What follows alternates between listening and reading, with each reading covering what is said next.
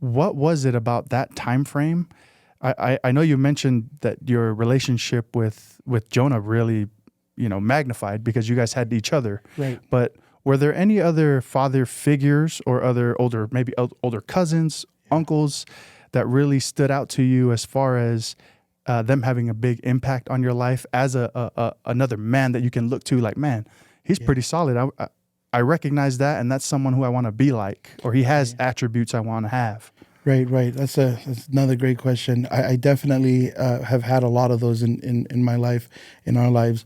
When we were in Hawaii, going through high school, we yearned for that. We yearned for structure. We yearned for. I can tell that's what I look back. Of course, I look back and I can see that's what we were yearning for, but we had it we had it come in ways that I wouldn't have expected to come, and that was through our young men leaders.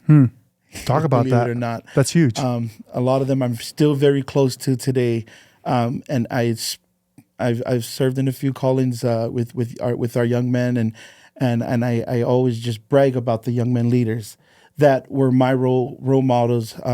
Apart from my uncles who are the siblings of my mom, and they were definitely father figures to us. But for me, that really aligned myself with where I needed to go and where I am now. At that time, a crucial time in high school was my young men leaders. When we moved from Fiji and they got deported, and we moved there after less than a year back with our family, but then we had to come back because the life in Fiji was already hard. So my dad couldn't really support all of us as a family, a big family. So the two twins got sent back to Hawaii, and you guys go stay with aunt and uncle there. And then when we went there, our young men leaders from the get-go, I think we were 13 years old when we moved back to Hawaii, they accepted us with open arms. Apart from all that, my good best friends that were there in the youth program, our youth leaders were very, very much a part of us, because they were so invested in their time. They wanted to pick us up. And I look back now, I'm like, man, they didn't have to do any of those things, really. They went out of their way to pick us up, to help us go by. We went on a trip to Molokai for a whole week. They helped us gather all of our stuff, and for Boy Scouts and just things like that from at a young age, 13, 14, all the way to we were 18. They were such a strong constant in who I saw as good pushers towards what I eventually wanted to become, because I didn't know. I didn't know if I was going to serve a mission or whatever the case was going to be. I didn't know that I was going to be a part of a group, a singing group, or whatever. But all of the things that I wanted to become, I saw in them. And I think that's why I look to them as role model figures, because the things that they were doing were things that that struck a chord with what I saw, what I felt was what I wanted to be. I want to be that type of a person that can help kids out. Or I want to be of a good influence. I want to go and hang out and we'll play basketball with the boys. Yep. And even, still to when we got home off our missions, the conversations we had of like, hey, how can I guide you to the next step? What can I do to help? Just things like that really confirmed that's what I wanted to be. My young men leaders, from being a deacon all the way to becoming a priest and so forth. That's powerful. And still now. Yeah, I love that. It made me think about my young men leaders too. Those guys had very big impact on my life too growing up.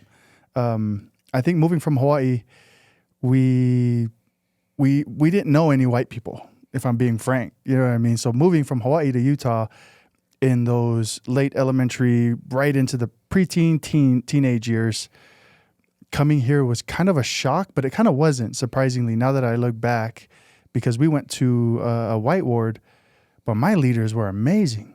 I'll be honest, I didn't connect well with any of the other young men because we just had different interests.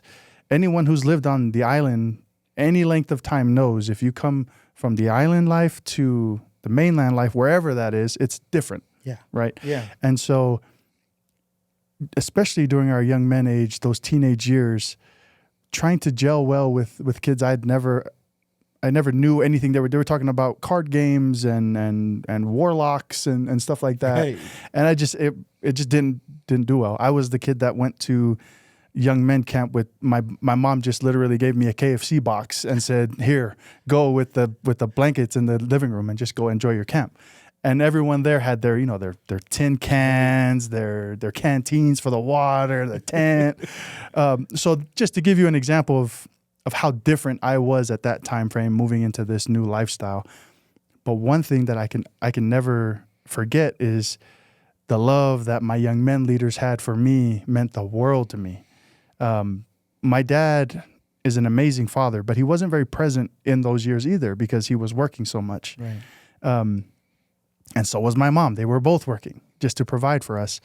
And so these moments that I had with my young men leaders to this day mean the world to me. So I could definitely agree with you, the power that a youth leader, I think the same way for a sports coach, right? Any man who is spending time to mentor a kid basically for free, those are huge things that a lot of the youth need in this day and age, especially, right? In any day and age, but especially now, I think. And I know they don't know that, like I know my young men leaders don't think they made that kind of impact, but they did, and I think they should know that. I think especially us who are serving in callings right now or in any kind of setting, if you're coaching or whatever the case is, if you're with youth, know that you're making definitely your presence known. Yep. You're making an impact in their perspective of what a man or a lady should be like. Exactly.